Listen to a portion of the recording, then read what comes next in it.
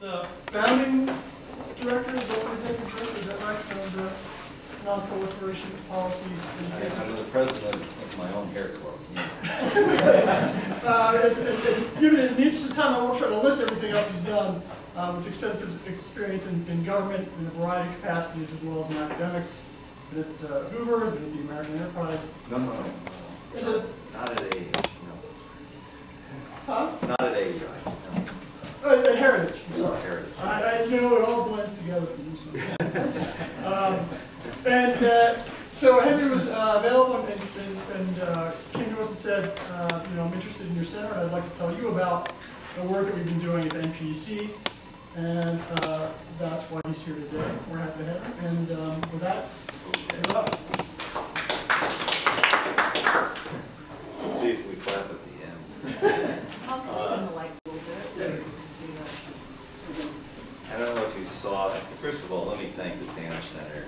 I think it speaks to the spirit of this institution. The center was so willing and able to pick up on my offer to come and speak. It was very short notice, and this is more than a quorum in my book. I'm impressed. So, first of all, thank you. Second, what I'm going to do today is give a presentation. It's drawn from a 3-year study that my center conducted on strategic nuclear weapons trends and nuclear energy trends for the next 1 or 2 decades. I come to this, I worked in an office in the Pentagon called the Office of Net Assessment. If you worked in that office and were not thinking about what might happen in the next 10 to 15 to 20 years, you weren't working there very long. That is all we did. And I worked on those issues there and did some work for the National Intelligence Council, which also used to be an institution that worked on the future, trying to think about things that we might want to see happen, but we might not want to see happen, and try to work backwards to make the worst not occur and the best more likely. In any case, the presentation reflects the findings of about 15 security experts that I commissioned and secured to produce in-depth reports of their own on a variety of game-changing trends in strategic nuclear areas.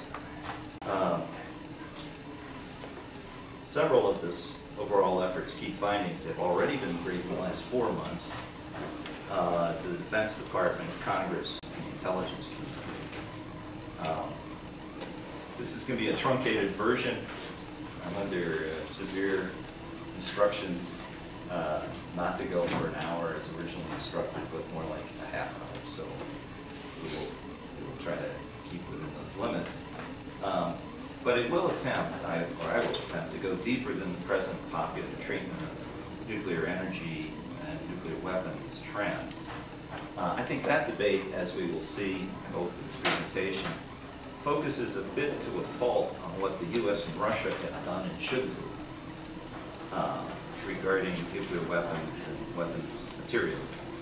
Now, surely it's fair enough to say that, while these two nuclear superpowers are important to whatever might be done to reduce the risk of nuclear weapons ever being fired, I think the takeaway from today's presentation I'd like you to have is that if we fail to pay more attention to the nuclear activities of states other than Russia, worrisome nuclear competitions and possible use of nuclear weapons will be far more likely in the next 20 years than they have been in the previous 50.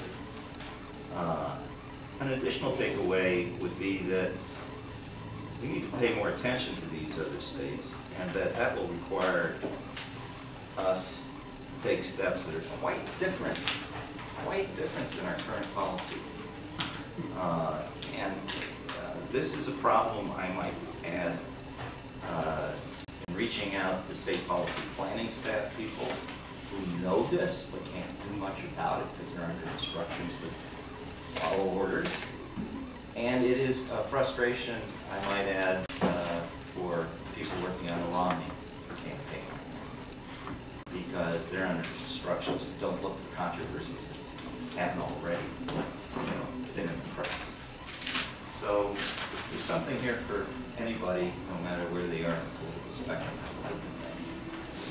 Now, you'd think with all the news about Iran and North Korea, this recommendation or takeaway that I'm coming up with about other countries, to say nothing of the competition between Iran and Pakistan, you'd assume that it'd be unnecessary to dwell on this. It's in the newspaper. You just open it up. You'd think this until you looked at U.S. nuclear control policies and the current debate over these matters. In each case, either side of the debate and U.S. policy, the matter of lesser nuclear weapons states and nations aiming to develop nuclear weapons options, I think gets, to be diplomatic, little or no serious attention. It gets lip service. What does this debate look like? Well, what does any debate, national debate on a complex set of policy issues look like? Well, it's always reduced to a standard question. Are you for or against X? Right? This works very well on television, by the way, and on blogs. And there's a reason why politics reduces things down to these simple things. I'm reminded, though, of something supposedly Einstein said, and that is, it's very important to simplify as much as possible, but no more than is possible. I am here to suggest we have gone way, as my wife is Australian would say, over the top, OTT. Now, this question admits of only two possible answers in the case of nuclear weapons, which is how it's framed. You're either for them or you're against them, yes or no. Let's take the yes side first. Those that say they're against nuclear weapons are for moving to eliminate as soon as practical. Now, analysts backing this position, and there's a whole crop of them because there's been a ton of money thrown out from the foundations to investigate this idea. Literally, I'd say somewhere like 10 million per year. A lot of NGO money. I'd like to think I got some of it. I didn't get all of it. They explain why a world without nuclear weapons is preferable to our current world, how such a world would work, and how you might prevent a regression or a relapse into nuclear weapons competitions when such a world is achieved. Unfortunately, there's not so much detail given about how one gets states that have nuclear weapons to give them up. Instead, it's argued that, well, if the U.S. supports nuclear reductions and negotiates to get Russia to do so, other nuclear-armed states will fall into line. But with deep reductions, it'll make it evident to everyone that nuclear weapons really are not all that valuable militarily, except possibly to deter the use of nuclear weapons. Unfortunately, this last observation is a little tricky. I call it double-edged. If nuclear weapons, after all, are really not all that valuable militarily, you gotta wonder what the urgency is to get rid of them. On the other hand, if nuclear weapons really can deter other states from using theirs, it would seem that they were quite valuable, perhaps irresistibly so. I pointed this out to a young enthusiast who was getting funded, by the way. He's still cross-eyed. He's having a hard time with this. He calls it a paradox. Perhaps out of desire to evade fuller consideration of this last point that I've raised, it's almost uniformly so that those that hold these views are pretty quick to move beyond this point and to argue that the real worry about nuclear weapons is not their possible use by states, but rather by non-state actors who might steal it or use it in a terrorist venture.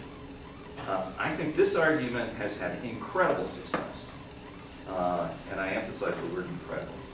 I served on 2 commissions spread out by a decade. I was appointed by Congress. In the latter, I was told my mission was to confound them with facts because commissions don't generally. They're not very studious. They're created for political purposes to dispose of something.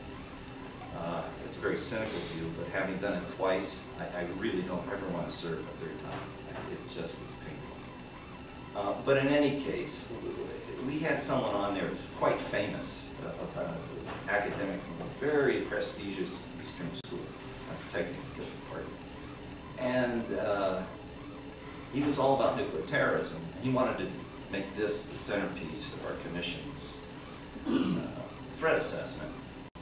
Someone on the staff, after I whispered in a ear, suggested we might take a look if there had been any specific intelligence about a threat of nuclear terrorism in the last 15 years. The centerpiece of that commission's work was shifted quite immediately to biological weapons as a result. In any case, it has had incredible success. Our president, as well as his Republican critics, my tribe, have supported the idea that these threats are the most imminent and dangerous, and I quote, of all the security risks our country and the world now faces. Hence, I don't know if you've tracked it, but there was a meeting in Seoul recently focusing on how to get countries to secure materials that might be used against, for nuclear weapons purposes. And there has been a sustained fascination for the last decade, both by Democrats and Republicans, with multi-billion-dollar homeland security programs that are designed to help prevent domestic nuclear terrorism. Some have been controversial because they literally, technically, are unsound and very expensive. Okay, putting aside how imminent these threats may or may not be, it is interesting that this alarming set of worries is married to a relatively optimistic view about the near inevitability of more nuclear weapons reductions. Now we get into so those that are against nuclear weapons and for deeper nuclear weapons cuts point to the progress to date for doing more. Let's take a look at our first. What am I going to do? Oh, there you go. Now it turns out that if you've been watching the actual deployed numbers for the last almost half century, it's quite dramatic if you look at Russia and you look at the United States. The Russians have upwards of 45,000 and we had upwards of 35,000. We're now both easily, by any measure of deployments, well beneath that by an order of magnitude. Now, I have to add that the reason these reductions occurred primarily was not arms control. It was because aiming accuracies were so great and improved so profoundly that you could hit what you wanted and not hit what you didn't want, which was innocence. And they started to use conventional weapons, rid of nuclear weapons, and reduce the yields and reduce the numbers. Military science has a certain arms control attraction of its own. This is a pretty strong endorsement of that idea. Oops, wrong side. This is the future, which keeps getting amended. This was in 2011. This was the future, which is we'll move down from these numbers to 1,000 each. But now there's been some speculation in the press that the new goals are to go down perhaps to 1,000 to 300. So somewhere in here. This is pretty impressive. And the argument is, why not? Now,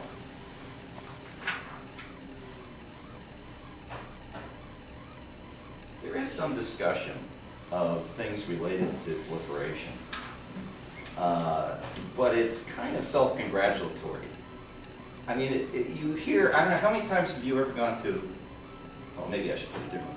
I don't know how many times I've gone to a gathering where someone has to say, you know, John F. Kennedy was wrong. You know, he said there'd be 20 states by 1970, and it hasn't happened. By the way, he was giving a warning that if we didn't do certain things, there could be that many. And so you know, people who glory in this observation, haven't even read what the guy wrote. You know, I mean, it's quite amazing.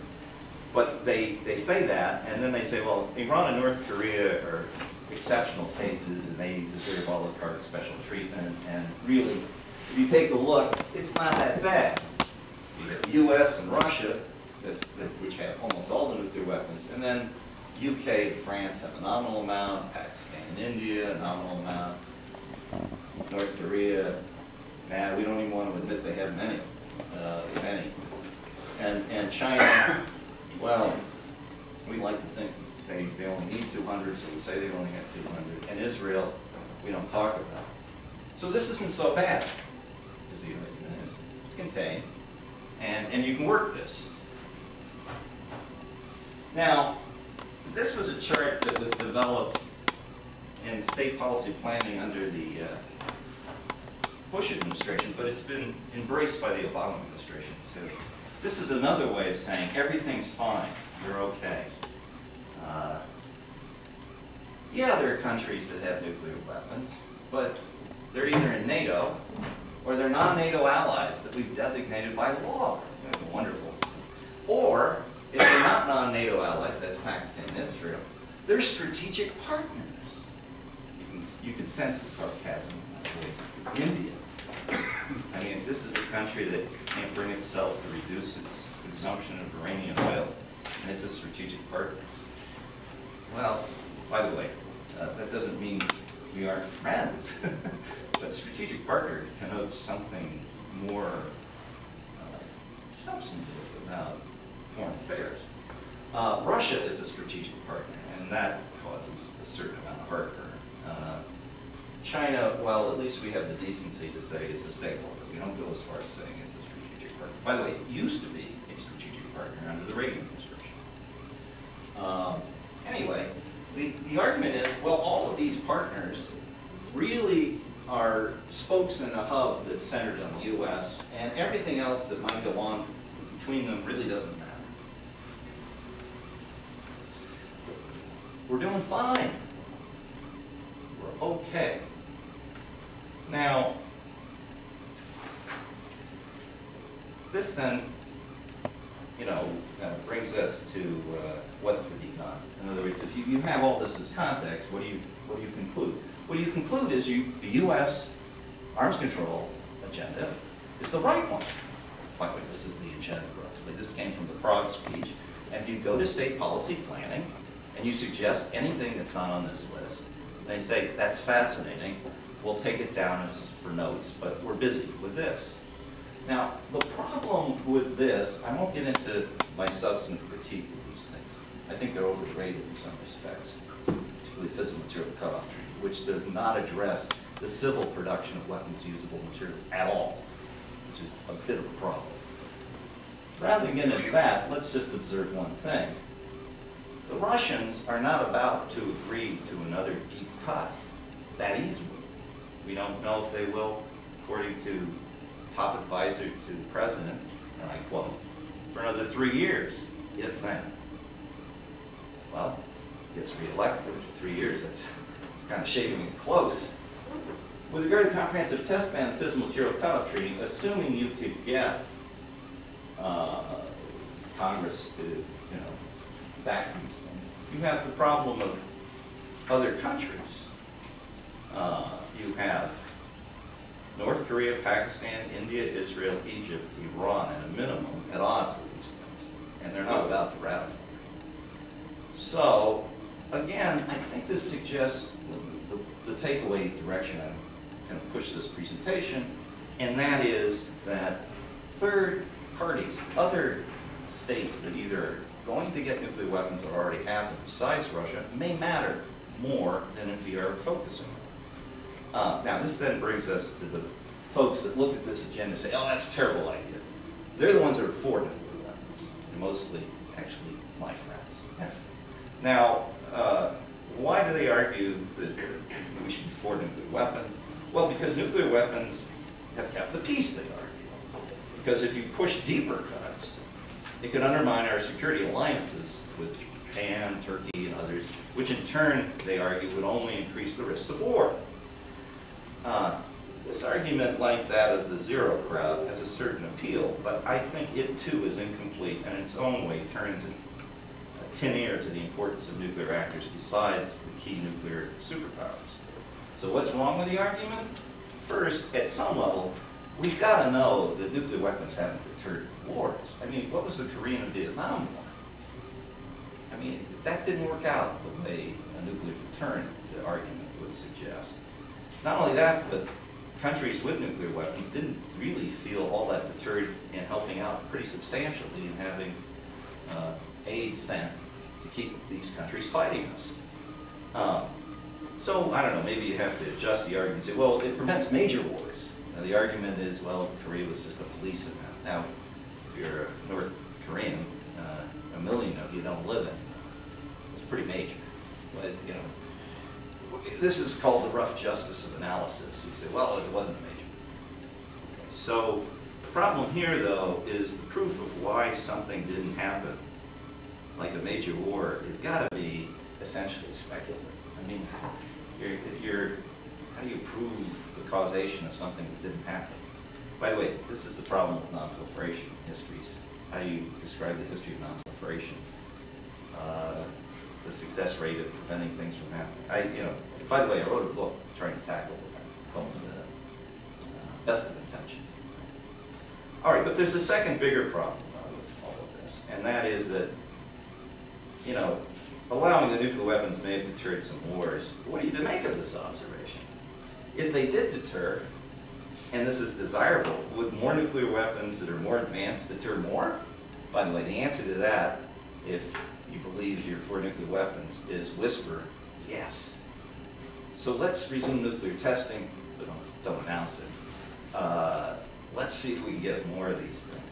But if they're good for us, what about states that lack such arms? Wouldn't their acquisition help deter wars as well? By the way, there's a whole academic community that argues more might be better, and that they're basically, you know, in the belief in war for this group as well. At the very least, wouldn't the further proliferation of weapons to our friends be a good idea? Yeah. Now, at this point, you should be a bit nervous. I mean, you know, maybe.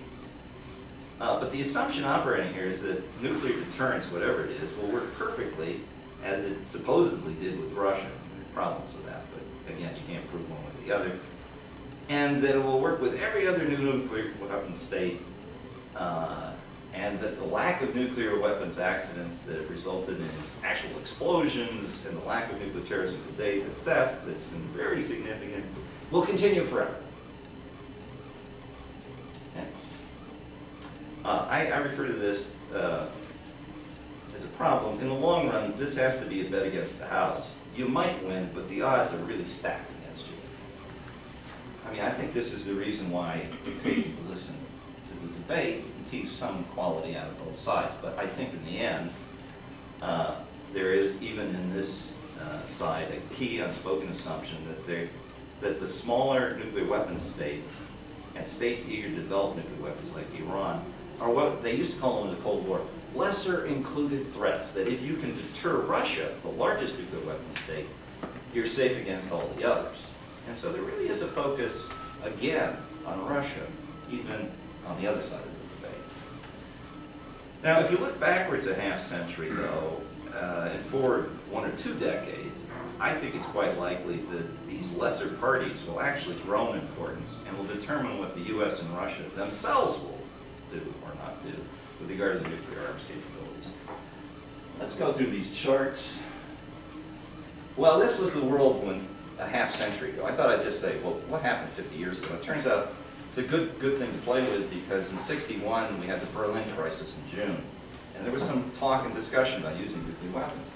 At that time, the UK had 50 nuclear weapons. France had 0, but it had actually tested the one it had. Russia had about 2,400, and we had about 24,000, 25,000. So that's a world that is different than today. That is a world that, this is '61. We're dominant. There's really, you can barely see the 50 on the top. Where we are now is what I would call a more compressed nuclear situation, which ironically gets more compressed as we reduce the number of nuclear weapons we deploy. As it is now, we're no longer the dominant one. Russia is. And where we relied on nuclear weapons to make up for our conventional deficiencies, now Russia is using nuclear weapons to compensate for what it perceives as its weakness in advanced conventional military capabilities vis-a-vis NATO and China. In any case, this is a different world, and that is a major change over 50 years. The other big difference from 50 years ago, I'm just bringing you up to now. By the way, these trends will get more intense. I'm just showing you what the trends have been in the last half century.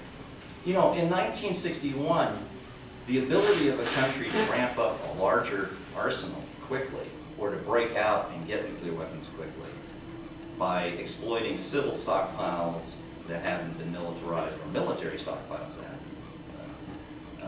actually turned into weapons, was essentially zero. Because everything we had in the way of separated plutonium or highly enriched uranium was put into a weapon immediately. Now, this is not the case, because there's lots of plutonium and lots of highly enriched uranium that has been taken out of weapons, that was produced for reserve capability during the Cold War and not weaponized, and it's just hanging around. Not only that, but there's a lot of civilian material in the case of Japan, 2,500 crude weapons worth of plutonium on their soil. That's a pretty sporty figure. It's quite large. They haven't done it. They could. They haven't. This is the world in which many countries could ramp up. India, for example, has 1,300 weapons worth, crude weapons worth of separated plutonium sitting around.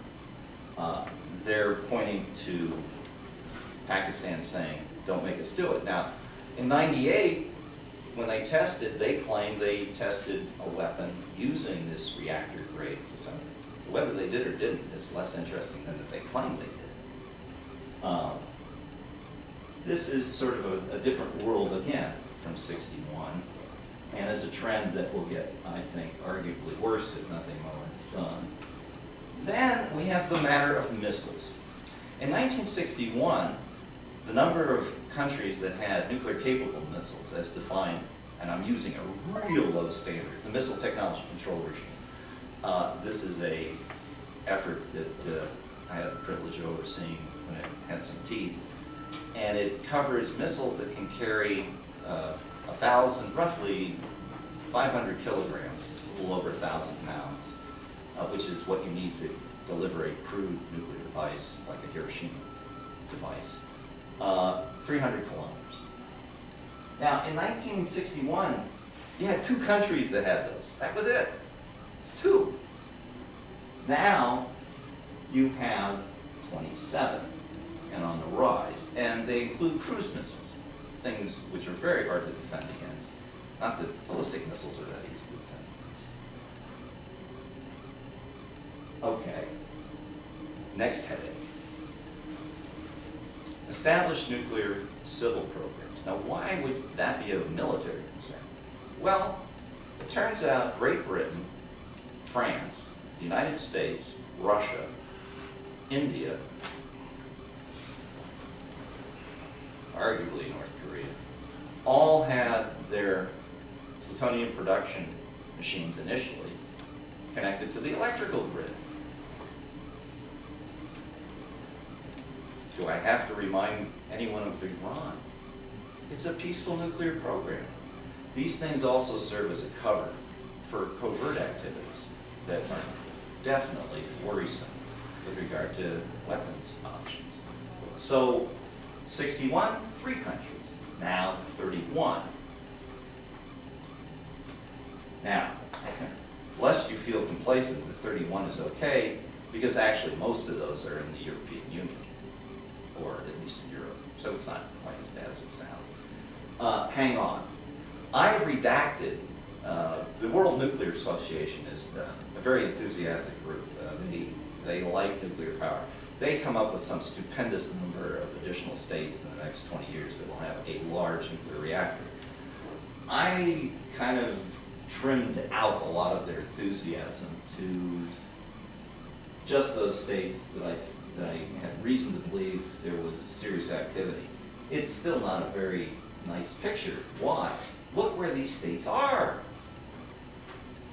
The Middle East. I call them scary places. By the way, scary because if you look in the last 20 years,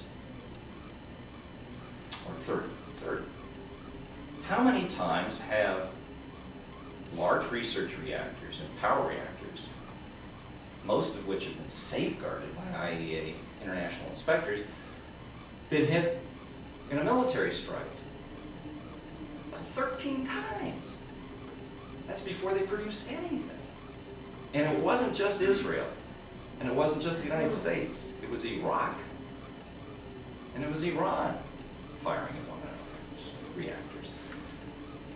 This is one of the reasons I'm not a big fan of having atoms for peace in the Middle East. It kind of insults one's memory of history to think that that's a real practical idea. By the way, Eisenhower, a big fan of this. He wanted to have a peace reactor between Egypt and Israel. I couldn't think of something more misguided. But this has a certain hold on our fascination. Now, let's see here. Let's keep going. Okay, now you could argue, well, don't worry. As long as Russia and China and the United States de-emphasize the importance, military importance of these weapons, the others will get the message, and they'll see the foolishness of this. Now, that may be, but what's interesting is this picture. I'll show you another picture. This is a facility that can hold 60,000 people for several months in Russia. And you say, oh, well, that was the Cold War. Well, the problem is they started investing heavily after the fall of the war. And the Russians have, also have dropped their no first use policy, and they are relying more on nuclear weapons than they're planning to deal with China and NATO and the near abroad. That's not something that's going to be easy to work with. For example, they have a lot of tactical nuclear weapons. I don't think they're going to give them up. But if they do, it ain't going to come cheap. This is not a group of people that think the same way as a lot of people here do. This one caused a lot of problems. This is a picture of what is a very large tunnel system, consisting, according to the People's Liberation Army announcements since 2009, of 3,000 miles. By the way, this was not hand dug. You have this image of the Cultural Revolution. The very best Austrian tunneling equipment, high tech, done by a handful of very highly trained 2nd Artillery Battalion technicians did this work. You can see the air conditioning work, the lighting. There are ways of eliminating moisture. There is a rail line on here, and we've seen rail mobile nuclear missiles that can fit in this thing. Now, why is that of importance? Well, first of all, it suggests that, like the Russians, the Chinese are not persuaded that there won't be a nuclear war for whatever reason. It could be, not the least of which, the United States has historically threatened China with nuclear use lots. And so they've inculcated that message. But beyond that, it turns out that the driver of our estimates of how many nuclear weapons they may have isn't the amount of fissile material they have. The amount of fissile material they have is, in fact, a lot more than what we think they've weaponized. No, we go by the number of observed missiles that have been deployed. 3,000 miles. What do they claim the stated purpose of this is? Is to hide the deployment of missiles and nuclear weapons. Now, say what you will, some people have said, oh, this proves, they're 10 feet tall, and other people say, oh, no. You want to talk to these folks to find out, I think. I'll tell you why. Take a look at this. Remember? This was the road ahead. Well, if you go down from 1,000 to 300, you're right in the bandwidth of the most conservative estimates of where everybody else is right now. If However, those tunnels are indicative of what China may have or will get. You're in trouble possibly now. Now, one argument that was made is, well, maybe they have 3,000 nuclear warheads, because, by the way, it's conceivable with the fissile material we think they have, and we don't really know exactly what they have, that they could perhaps make that many. The argument is, well, the PLA has said that they need a mile in between each missile in the tunnel to make sure it doesn't get knocked out. So you have 3,000 miles, 3,000, yeah? I mean, it's very crude. Well, the arms control community went nuts when they heard this for obvious reasons, because this is like tipping the cow. I mean, oh my God, now we got to worry about the Chinese. How are we ever going to get to endgame with the negotiation? So they badmouthed this, but what they did, the best analysts of this crew said they couldn't possibly have any more conceivably than 1,660. That's gold number. That's a lot. So you can see that these other countries start to become very important to the future of any arms negotiation or military plan that we and our allies might do. They're no longer just the lesser included problem. So, you put everything together, that's the picture you get. By the way, I'm very proud of this. This is 12 years old. I keep using it. I never change it. This is the world on proliferation. Countries that could get nuclear weapons within 2 or 3 years, and countries that may have them. That I showed to one of my hawkish friends. He said, well, Henry, that's the reason why we just have to be more militarily prepared. And my rejoinder to him was, look, we're not gods. That's 1914 in the making, except the ammunition will be nuclear. You do not waltz into that thinking you can brave it through diplomatic or military science. That's beyond us. I'm not a very religious person, but that ought to make you humble. You do not go nutty and say, oh, it will deal with this. Okay, I'll close with the good news. Well, what do? This is a much longer discussion. I could go for easily another hour. But roughly, I think what you need to do is you really do have to clarify this question of China. Oddly enough, I think Russia might be interested in working with us on that. I'm not a big fan of working with the Russians, but here's something that you might be able to work with the Russians on, because they have stated that they want to pull out of a treaty that bans missiles capable of delivering nuclear weapons from 500 to 5,500 kilometers. It's called the Intermediate Nuclear Forces Treaty, INF Treaty. Well, we're a member of that.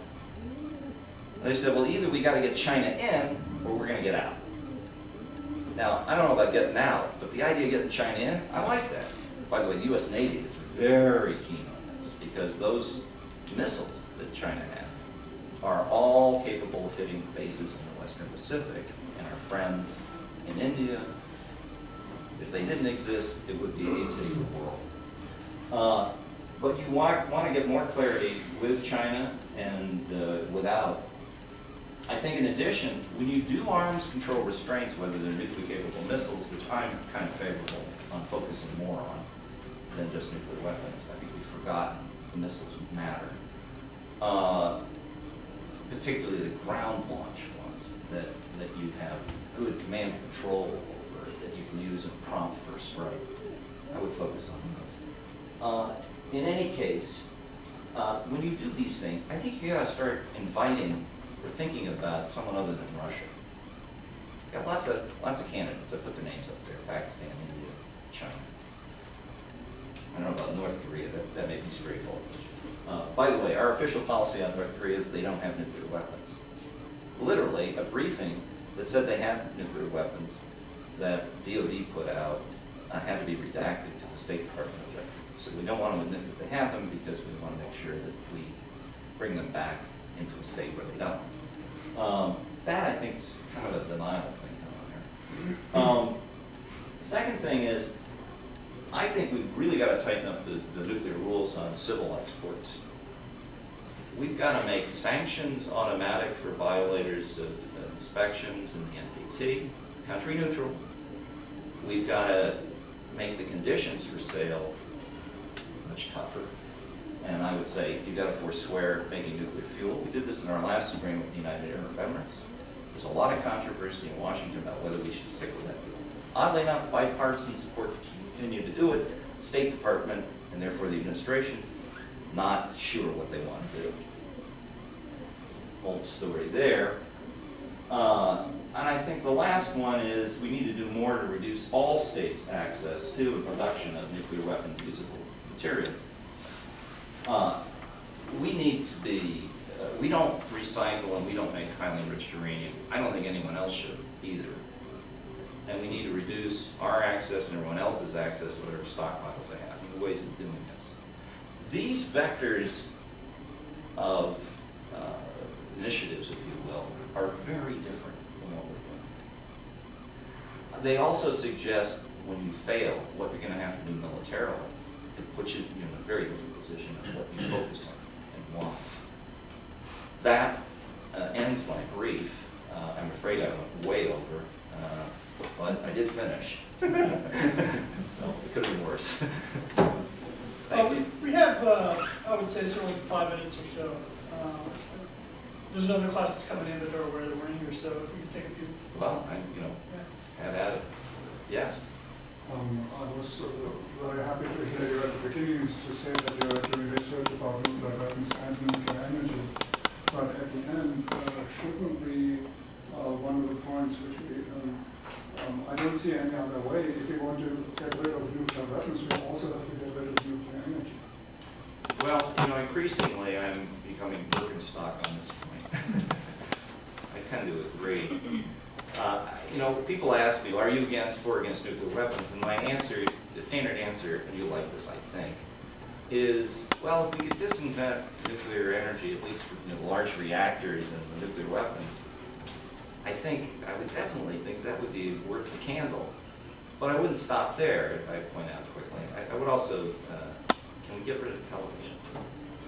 Now, my wife immediately objects, although now we watch Netflix, so maybe we can get by. The problem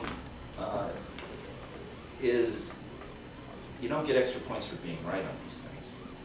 There's a lot of emotional resistance to the lowest of what you're saying.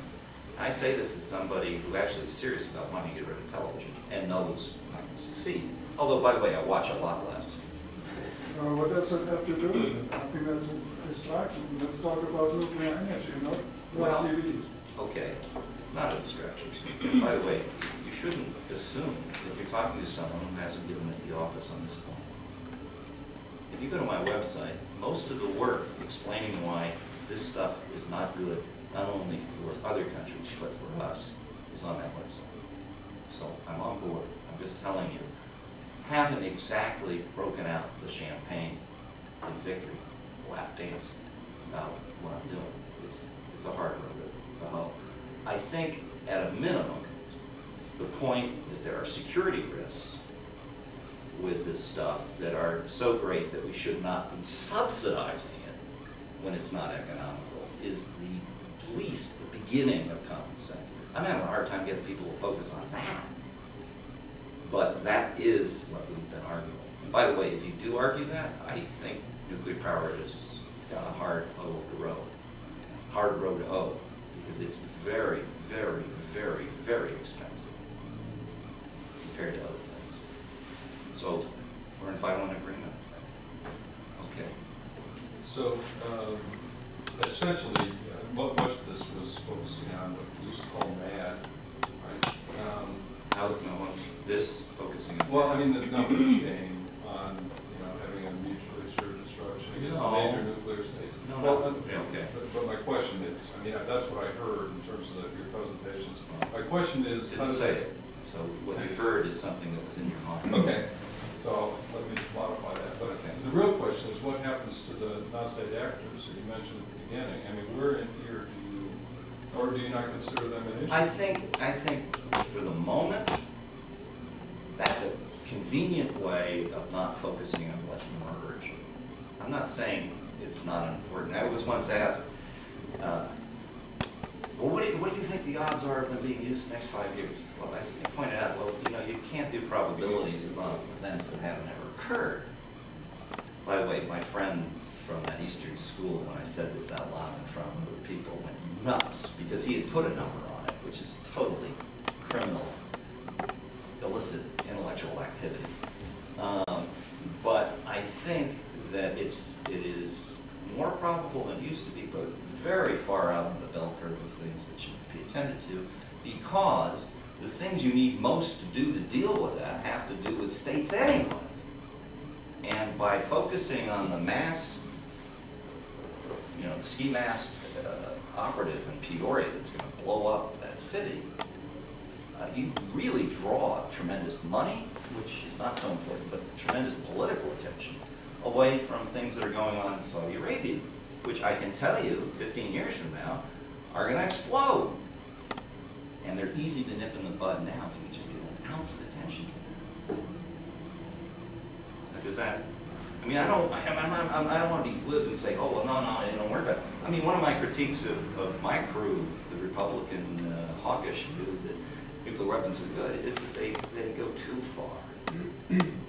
Too far in dismissing what might happen in the long run, which is what you're talking about. Yeah. But the most likely scenario is, as you said, the strategic miscalculation, which comes from a country that perceives itself to be stronger than it really is and doesn't understand the consequences of using a weapon.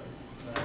Well, there's that, and human history is peppered with characters.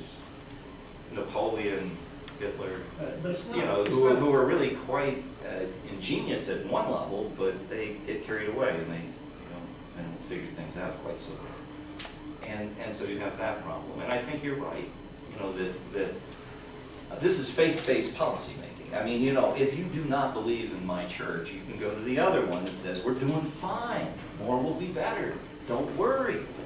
I can't prove my case other than to appeal a little bit to your fears and a lot to these trends and figures to suggest, let's focus on this, because, your point, it doesn't cost very much to address this. If you do it now, you don't have to do dramatic things. You wait long enough, and then what you have is, you know, first, when I point out some of these things in the Middle East, you say, well, it's not a problem. Then you wait long enough, and then you have something like Iran, and you say, well, there's no solution. You have to accept it. Let's get out of that particular cycle. If it isn't very much effort that's required to nip things in the bud. By the way, I do have practical experience, and I actually partially got a medal for nipping several programs in the bud when I worked in the Pentagon.